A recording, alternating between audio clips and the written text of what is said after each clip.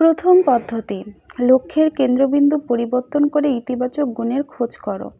জীবনের সমস্ত ইতিবাচক বিষয়ের প্রতিই নজর দেওয়া দরকার। কোনো ব্যক্তির জীবনে কিংবা কোনো বিশেষ অবস্থায় যে উপাদান ও গুণগুলি কল্যাণকর সেগুলির প্রতিই নজর দেওয়া উচিত। নেতিবাচক মানসিকতা কেবলমাত্র ত্রুটিগুলি দেখতে অভ্যস্ত হয়ে যায়, ফলে দোষগুলিই দেখা হয়, কল্যাণকর দিকটি নজরে আসে না। দোষ দেখায় যাদের স্বভাব, তারা স্বর্গেরও ত্রুটি বার করতে পারেন। বেশিরভাগ মানুষই যা দেখতে ইচ্ছা করেন তাই বড় করে দেখেন। যদি তারা মানুষের মধ্যে বন্ধুত্ব, আনন্দ এবং অন্যান্য ইতিবাচক গুণাবলীর খোঁজ করেন, তবে তাই পাবেন। আর যদি তাদের মধ্যে বিসম্বাদ বা ঔদাসীন্য দেখতে চান, তবে তাও পাবেন। মানুষের মধ্যে ভালো মন্দ দুইই আছে, তাই স্মরণ রাখা দরকার যে ইতিবাচক গুণগুলির খোঁজ করা বা প্রাধান্য দেওয়ার অর্থ এই নয় যে ত্রুটিগুলোকে অগ্রাহ্য করা। সোনার খোঁজে। অ্যান্ড্রু কার্নেগি নামে একজন স্কট বাল্য বয়সে আমেরিকায় এসে নানা ধরনের খুচরো কাজ শুরু করেন। তিনি জীবন শেষ করেন আমেরিকার একজন বিখ্যাত ইস্পাত প্রস্তুতকারী হিসেবে। একসময়ে 43 জন ক্রোড়পতি তার সংস্থায় কাজ করতেন। কয়েক দশক আগে $1 কোটি বিপুল ঐশ্বর্য হিসেবে বিবেচিত হতো। আজও তা কিছু কম ঐশ্বর্য নয়। জনৈক ব্যক্তি একদিন কার্নেগিকে জিজ্ঞেস করলেন তিনি কিভাবে মানুষের সঙ্গে ব্যবহার করেন। অ্যান্ড্রু কার্নেগি জবাব দিলেন, মানুষ নিয়ে কারবার করা যেন সোনার জন্য মাটি খোঁড়ার মতো। 1 আউন্স সোনার জন্য টনের পর টন মাটি কাটতে ও সরাতে হয়, কিন্তু সোনাই খোঁজা হয়, মাটি নয়। আসল কথা, আমাদের নজর কোনটার ওপর? নজরটা সোনার ওপর থাকুক, মাটির ওপর নয়। মানুষের মধ্যেও যদি দোষ ত্রুটি খোঁজা হয়, তবে মাটির মতো তা অনেক পাওয়া যাবে। প্রশ্ন হচ্ছে, আপনি কি খুঁজছেন? অ্যান্ড্রু কার্নেগির জবাবের মধ্যে একটি গুরুত্বপূর্ণ কথা আছে। সব অবস্থাতেই প্রত্যেক মানুষের মধ্যে কিছু ইতিবাচক দিক আছে। অনেক সময় হয়তো গভীর অনুসন্ধান করে ইতিবাচক গুণাবলীর সন্ধান করতে হয়, কারণ তা সহজে নজরে আসে না। এছাড়া আমরা অন্য মানুষের ত্রুটি দেখতে এত অভ্যস্ত যে ভালো দিকটি সাধারণত আমাদের নজরে আসে না। সব মানুষেরই কিছু ইতিবাচক দিক আছে। এই কথার দৃষ্টান্ত হিসেবে একজন বলেছিলেন যে একটা বন্ধ হয়ে যাওয়া ঘড়িও দিনে 2 বার সঠিক সময় দেখিয়ে থাকে। স্মরণ রাখা প্রয়োজন, যখন আপনি সোনার খোঁজ করেন তখন 1 আউন্স সোনার জন্য আপনাকে টন টন মাটি সরাতে হয়, কিন্তু আপনি খোঁজেন সোনায়, মাটি নয়। নেতিবাচক দৃষ্টিভঙ্গির মানুষ সবসময়ই সমালোচনা করবে। কিছু লোক আছেন যারা পক্ষ বিপক্ষ বিবেচনা না করে সবসময়ই সমালোচনা করেন। সমালোচনাই তাদের জীবিকা, সমালোচনা তাদের জীবন। তারা প্রায় বিজয়ী লক্ষ্য ও একাগ্রতা নিয়ে সমালোচনা করেন। প্রতিটি মানুষের মধ্যে প্রত্যেক অবস্থায় তারা কিছু ত্রুটি খুঁজে বার করবেই এবং বিশ্বশুদ্ধ সবাইকে ত্রুটির জন্য দোষারোপ করবেন। এই ধরনের মানুষকে বলা হয় শক্তি শোষক। তারা সমস্ত শক্তি শোষণ করে নেন। এরা ক্যাফেটেরিয়াতে গিয়ে ক্লান্তি অপসারণের নামে 20 কাপ চা কফি গলাধঃকরণ করেন, মনের সুখে ধূমপান করেন এবং অজস্র নিন্দামন্দ করেন। তারা শুধু নিজেদের মধ্যেই নয়, আশেপাশে যারা থাকেন সবার মধ্যেই একটা চাপা উত্তেজনা সৃষ্টি করেন। প্রকৃতপক্ষে ছোঁয়াচে রোগের ন্যায় তারা একটি নঙর্থক বাণী বহন করেন এবং এমন একটি পরিবেশের সৃষ্টি করেন যেখানে কেবল নেতিবাচক ফলই পাওয়া যায়। রবার্ট ফুলটন বাষ্পীয় পোত আবিষ্কার করেছিলেন। হাডসন নদীতে যখন তিনি তার নতুন আবিষ্কার প্রদর্শনের আয়োজন করছিলেন, তখন কিছু নিরাশাবাদী ও সংশয়ী ব্যক্তি জড়ো হয়ে বলাবলি করছিল যে জাহাজ কখনো চলবে না। দেখা গেল জাহাজ চলছে এবং সেটি নদী দিয়ে এগিয়ে গেল। তখন যারা জাহাজ চলবে না বলে মন্তব্য করেছিল, তারা চিৎকার করে বলতে লাগলো, জাহাজ কখনো থামবে না। সবকিছু নেতিবাচক দিক দেখার কি আশ্চর্য মানসিকতা! কিছু লোক সবসময় নেতিবাচক দিকটিই দেখে। এক শিকারী শিকার করা পাখি খুঁজে নিয়ে আসার জন্য একটি শিক্ষিত কুকুর ছিল। কুকুরটি জলের ওপর দিয়ে হাঁটতে পারত। শিকারী যখন কুকুরটির এই অলৌকিক ক্ষমতার পরিচয় পেল, তখন নিজের চোখকেই বিশ্বাস করতে পারছিল না। বন্ধুদের নিকট কুকুরের এই আশ্চর্যজনক ক্ষমতা দেখাবার অভিপ্রায়ে সে একদিন তার বন্ধুকে হাঁস শিকারের আমন্ত্রণ জানালো। কয়েকটি হাঁস মারার পর সে কুকুরটিকে নির্দেশ দিল হাঁসগুলি জল থেকে তুলে আনতে। কুকুরটি জলের ওপর দিয়ে দৌড়ে মৃত হাঁসগুলি নিয়ে এলো। শিকারী তার কুকুরের এই আশ্চর্য ক্ষমতার জন্য বন্ধুর কাছে কিছু মন্তব্য আশা করেছিল, কিন্তু বন্ধু ছিল চুপচাপ। শিকারী বাড়ি ফেরার পথে বন্ধুকে জিজ্ঞেস করল, কুকুরটির কোনো অসাধারণত্ব লক্ষ্য করেছ কি? বন্ধু জবাব দিল, হ্যাঁ, তোমার কুকুরটি সাঁতার জানে না। কোনো কোনো ব্যক্তি সবসময় নঙর্থক দিকটি দেখে। হতাশাবাদী কাকে বলে? যারা নিজেদের হতাশার কথা বলতে না পারলে অখুশি হন, যারা নিজেদের প্রকৃত অবস্থা ভালো হলেও খারাপ বলে ভাবতে অভ্যস্ত, যারা নিজেদের জীবনের অনেকটা সময় অভিযোগ করে কাটিয়ে দেন, যারা আলো নিভিয়ে দিয়ে পরীক্ষা করেন অন্ধকার কতটা গভীর, যারা জীবনের আয়নায় সর্বদাই চিরের অনুসন্ধান করেন, যারা বিছানাতে বেশিরভাগ মানুষের মৃত্যু হয়েছে শোনার পর বিছানায় ঘুমানো বন্ধ করে দিয়েছেন, যারা হঠাৎ অসুস্থ হয়ে পড়ার ভয়ে স্বাস্থ্যের আনন্দ উপভোগ করতে পারেন না, যারা সবসময়ে খারাপ অবস্থার আশঙ্কা করেন এবং সমস্ত ঘটনাকেই গুরুত্ব খারাপ করে তোলেন, যারা রসগোল্লার ছিদ্রগুলি দেখেন অন্য কিছু দেখেন না, যারা মনে করেন সূর্য কেবল ছায়ার সৃষ্টি করে, যারা শুধুমাত্র দুঃখের হিসাব করেন সুখের কথা ভুলে যান, যারা জানেন যে কঠিন শ্রম কারোর ক্ষতি করে না কিন্তু বিশ্বাস করেন কোনো ঝুঁকিও নেওয়া ঠিক নয়। আশাবাদীকে কয়েকটি কথায় আশাবাদী পরিচয় দেওয়া যেতে পারে। মানসিক দিক থেকে এত দূর হবেন যে মনের শান্তি কোনোভাবে বিঘ্নিত হবে না। প্রত্যেকের স্বাস্থ্য, সুখ ও সমৃদ্ধির কথা বলবেন। কথাবার্তায় বন্ধুদের মনে এই বিশ্বাস জন্মাবেন যে তাদের প্রত্যেকেরই কিছু না কিছু শক্তি আছে। প্রত্যেক বিষয়ের উজ্জ্বল দিকটাই দেখার চেষ্টা করবেন। কেবল শ্রেষ্ঠদের বিষয়ে চিন্তা করবেন, শ্রেষ্ঠ সংস্থার জন্য কাজ করবেন এবং সবচেয়ে ভালো ফল প্রত্যাশা করবেন। নিজের সাফল্যে যেমন উৎসাহ পান, অপরের সাফল্যেও তেমনি উৎসাহ দেখাবেন। অতীতের বিচ্যুতি ভুলে গিয়ে ভবিষ্যতে সাফল্যের চেষ্টা করবেন।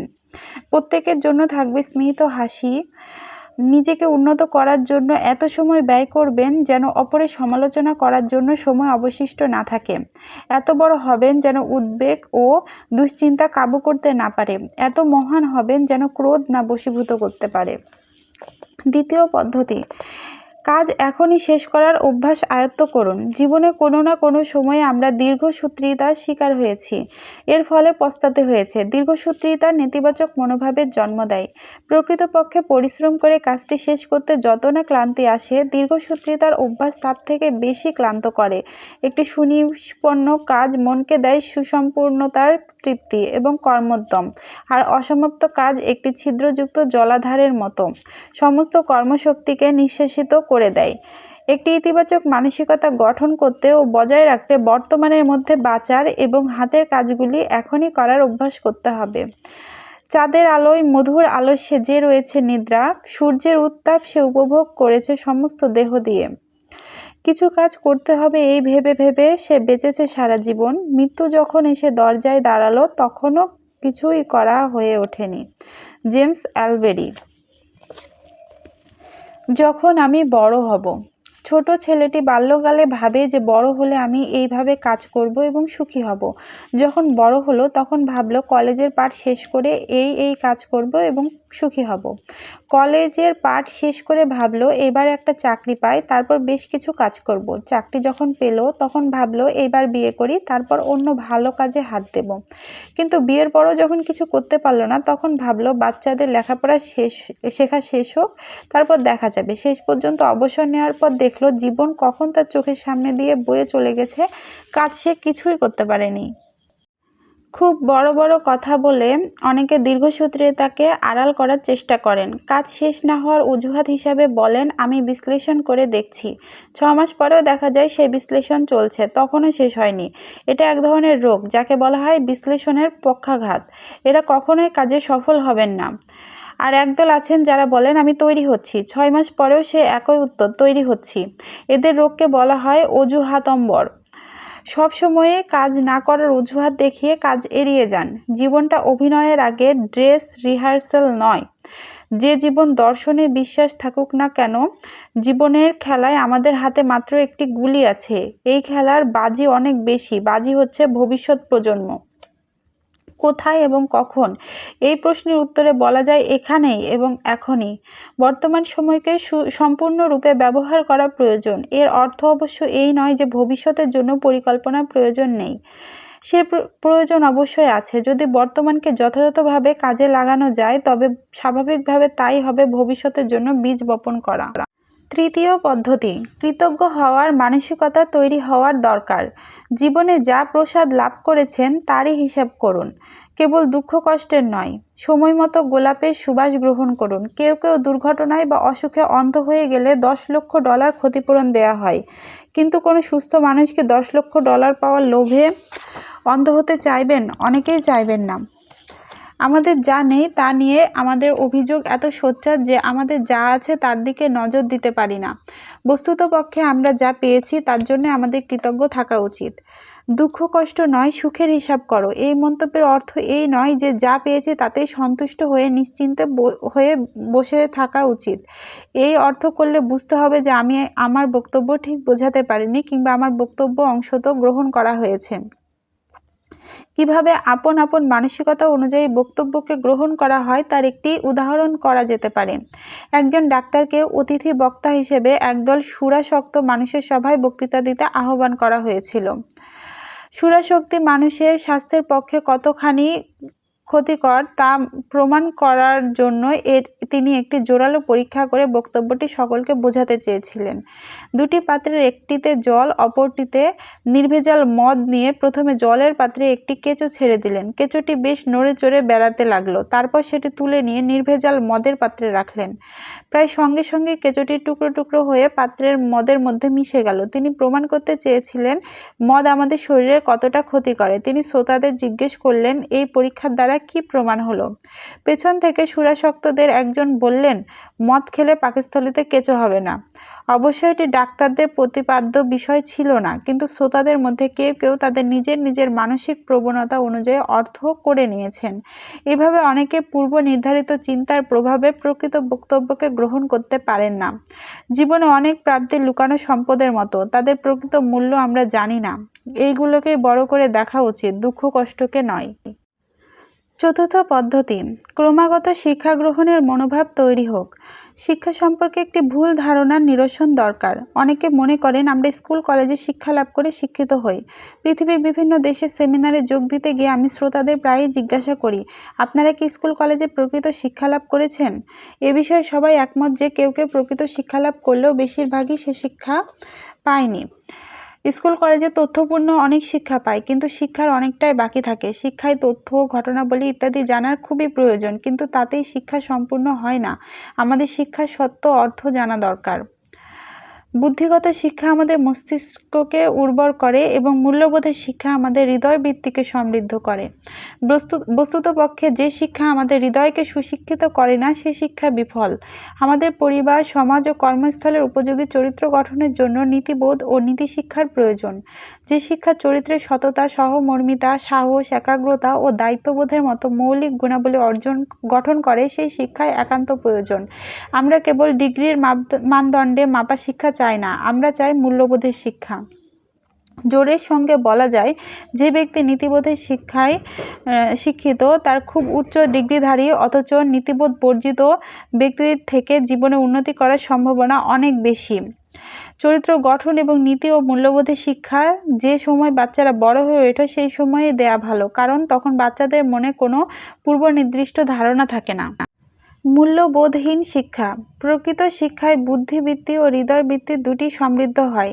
একজন অশিক্ষিত চোর মালগাড়ি থেকে চুরি করে, কিন্তু একজন শিক্ষিত চোর পুরো রেলপথটাই চুরি করে নিতে পারে। জন হপকিন্স বিশ্ববিদ্যালয়ের প্রেসিডেন্ট স্টিফেন মুলার বলেন, বিশ্ববিদ্যালয়গুলি অতীব দক্ষ বর্বর তৈরি করছে, কারণ আমরা তরুণদের কোনো মূল্যবোধের শিক্ষা দিচ্ছি না, যদিও তারা ক্রমাগত সেই মূল্যবোধের অনুসন্ধান করে চলেছে। গ্রেড পাওয়ার জন্য নয়, আমাদের প্রতিযোগিতা হওয়া উচিত জ্ঞান ও বৈদগ্ধ্য লাভের জন্য। জ্ঞানী তথ্য আহরণ করে, আর বিদগ্ধ ব্যক্তি যে তথ্যগুলিকে সরলীকরণ করে তার থেকে প্রজ্ঞা লাভ করে। বিশেষ কিছু হৃদয়ঙ্গম না করেও একজন ভালো গ্রেড বা ভালো ডিগ্রি পেতে পারেন। কিভাবে প্রকৃত শিক্ষায় শিক্ষিত হতে হয় সে বিষয়ে অবহিত হওয়াই সবচেয়ে গুরুত্বপূর্ণ। অনেক বিষয় স্মরণ রাখার ক্ষমতাকেই শিক্ষা বলে না। নীতিবোধ ছাড়া শিক্ষা সমাজের জন্য ক্ষতিকারক হয়ে ওঠে। শিক্ষা সবসময় শুভ বিচার বুদ্ধিকে জাগ্রত করে না। একজন ব্যক্তি রাস্তার ধারে সস্তার খাবার হটডগ বিক্রি করত। সে ছিল অশিক্ষিত, তাই খবরের কাগজ পড়তো না, কানে কম শুনতো, তাই রেডিও শুনতো না, চোখের দৃষ্টি কমজোর, তাই টেলিভিশন দেখতো না। কিন্তু উৎসাহের সঙ্গে হটডগ বিক্রি করে বিক্রি ও অনেক লাভ বাড়িয়ে ফেলেছিল। ব্যবসা বেড়ে যাওয়ায় তার কলেজ থেকে পাশ করা গ্র্যাজুয়েট ছেলে তার সঙ্গে যোগ দিল। তারপরে সে আশ্চর্য ঘটনা ঘটল। বাবা, তুমি কি জানো দেশে এখন অর্থনৈতিক মন্দা চলছে, যার ফলে আমাদের ব্যবসাও মার খাবে? বাবা বলল, আমি তো জানি না, ব্যাপারটা কি বলো তো। ছেলে বলল, আন্তর্জাতিক অবস্থা গুরুতর, অভ্যন্তরীণ অবস্থা আরও খারাপ। আগামী দিনের খারাপ সময়ের জন্য আমাদের প্রস্তুত থাকতে হবে। লোকটি ভাবলো, ছেলে কলেজে পড়েছে, খবরের কাগজ পড়ে, রেডিও শোনে, সুতরাং তার এই সমস্ত বিষয় জানার কথা। তার উপদেশ অগ্রাহ্য করা ঠিক হবে না। এই ভেবে সে পরের দিন থেকে রুটি মাংসের অর্ডার কমিয়ে দিল। দোকানের বোর্ড খুলে নিল। ব্যবসায় তার আগ্রহ কমে গেল। সঙ্গে সঙ্গে খদ্দেরদের মধ্যেও তার হটডগের চাহিদা কমে গেল। বাবা যখন ছেলেকে বলল, তুমি ঠিকই বলেছিলে, আমরা এখন অর্থনৈতিক মন্দার মধ্যে পড়েছি, তুমি যথাসময়ে আমাকে সাবধান করে দিয়েছিলে বলে আমি খুশি। এই গল্পের নৈতিক উপদেশটি কি? অনেক সময় আমরা মেধা এবং সুবিবেচনার মধ্যে ভেদাভেদ নির্ধারণ করতে পারি না। কেউ কেউ খুব মেধাবী, কিন্তু বিচার বিবেচনা করার ক্ষমতার অভাব দেখা যায়। যত্নের সঙ্গে উপদেষ্টা নির্বাচন করা উচিত। নিজের বিচার বুদ্ধি সর্বক্ষেত্রে ব্যবহার করা উচিত। প্রাতিষ্ঠানিক শিক্ষা ছাড়াও মানুষ সফল হতে পারে যদি তার মধ্যে নিম্নলিখিত গুণাবলী থাকে: চরিত্র, দায়বদ্ধতা, দৃঢ় বিশ্বাস, সৌজন্যবোধ, সাহস। দুর্ভাগ্যের কথা, অনেকে জ্ঞানের দিক থেকে চলন্ত বিশ্বকোষ, কিন্তু কার্যক্ষেত্রে চূড়ান্ত ব্যর্থ। মেধা হচ্ছে দ্রুত শেখার ক্ষমতা। শিক্ষাকে দ্রুত কাজে লাগানোর দক্ষতাকে বলে সক্ষমতা। যে বিষয়ে শিক্ষা নেওয়া হয়েছে তাকে কার্যক্ষেত্রে প্রয়োগ করার আকাঙ্ক্ষা ও ক্ষমতা যদি থাকে, তবে তাকেই বলে যোগ্যতা। আকাঙ্ক্ষা হচ্ছে এমন একটি মানসিক অবস্থা যার সাহায্যে দক্ষ মানুষ যোগ্য মানুষ হয়ে ওঠে। উইনস্টন চার্চিল বলেছিলেন, বিশ্ববিদ্যালয়ের প্রথম কর্তব্য হচ্ছে ছাত্রদের জ্ঞানার্জনে সহায়তা করা, ব্যবসায় বাণিজ্য শিক্ষা দেওয়া নয়। চরিত্র গঠনে উৎসাহ দেওয়া, কলাকৌশলগত শিক্ষায় নয়। শিক্ষিত, তাহলে কাদের আমরা শিক্ষিত বলবো? প্রথমত, যারা জীবনে একের পর এক যে সমস্ত অবস্থার সম্মুখীন হন সেই সমস্ত অবস্থার সম্মুখভাবে মোকাবেলা করতে পারেন এবং যারা সমস্যাপূর্ণ মুহূর্তগুলিকে যথার্থরূপে বিচার করে সঠিক কর্মপন্থা নির্ধারণ করতে পারেন। তারপর যারা বিভিন্ন স্তরের মানুষের সঙ্গে সম্মানজনক ব্যবহার করেন, অপরের ব্যবহার অপ্রিয় বা অপমানজনক হলেও তাদের সঙ্গে সহজভাবে ব্যবহার করেন, যারা সহকর্মীদের সঙ্গে সবসময় সাধ্যমতো ন্যায়সঙ্গত ব্যবহার করেন, তাছাড়াও যারা নিজেদের আনন্দ উল্লাসকে সবসময় নিয়ন্ত্রণে রাখেন এবং কখনো কখনো দুর্ভাগ্যের শিকার হলেও অশোভনভাবে বিচলিত না হয়ে সেই দুর্ভাগ্যকে মানুষের স্বভাবের সঙ্গে সঙ্গতি রেখে গ্রহণ করেন। সবচেয়ে গুরুত্বপূর্ণ হলো, যারা সাফল্যের আনন্দে পথভ্রষ্ট হয়ে মানুষের নিজস্ব সত্তাকে বিনষ্ট করেননি, বরং বিজ্ঞ ও স্থিতধী ব্যক্তি হিসেবে নিজেদের অবস্থানে দৃঢ় থাকেন, যারা সহজাত বুদ্ধি ও স্বভাব নিয়ে যেমন উচ্ছ্বাসিত হন না, তেমনি দৈবক্রমে যে সাফল্যের অধিকারী হয়েছে সে সম্পর্কে আনন্দে উচ্ছ্বল হন না। যাদের চরিত্র উল্লেখিত গুণাবলীর যে কোনো একটি সঙ্গে নয়, সবগুলির সঙ্গে সঙ্গতিপূর্ণ, তাদেরকে শিক্ষিত বলা হয়। তিনি বস্তুতপক্ষে সর্বগুণান্বিত। সক্রেটিস। সংক্ষেপে বলা যায়, শিক্ষিত ব্যক্তিরা যে কোনো কঠিন অবস্থায় বিজ্ঞতা ও সাহসের সঙ্গে সঠিক পথ নির্ধারণ করে নিতে পারেন। যদি কেউ প্রজ্ঞা ও মূঢ়তার মধ্যে, ভালো ও মন্দের মধ্যে, শালীনতা ও অশালীনতার মধ্যে পার্থক্য করতে পারেন, তাহলে তার প্রাতিষ্ঠানিক স্বীকৃতি অর্থাৎ বিশ্ববিদ্যালয়ের ডিগ্রি থাকুক বা না থাকুক, তাকে শিক্ষিত ব্যক্তি বলা যায়। সঠিক প্রশ্ন জিজ্ঞাসা করা হলে কেউ যদি সমস্ত প্রশ্নের উত্তর জানেন, তবে তাকে বিশেষজ্ঞ বলা যায়।